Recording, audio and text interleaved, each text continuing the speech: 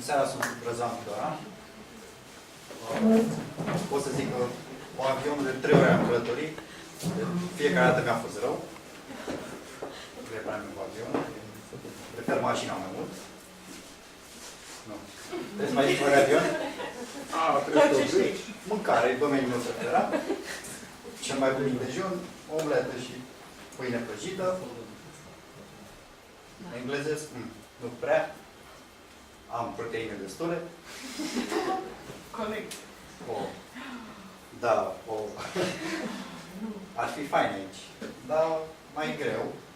Poate mama mai ajunge cumva așa. Nu? Costinești poate mai repede. Caut de unde se construiască.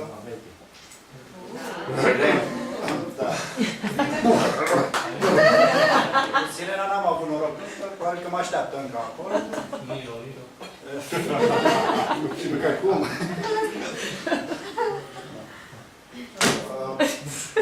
Nu știu cum e ceva sportul ăsta. Paleting.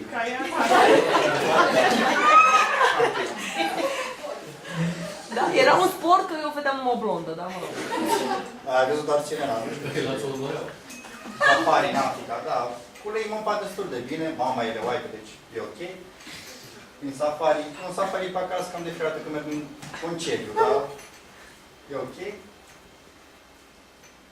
Genți. De făcut genți e cam greu când pleci la vacanță. Eu cam am mai mult de 3 genți, de obicei plec o dată pe an și am cam 8 genți. Mereu controlorul întreb zice, dar unde pleci? Acasă.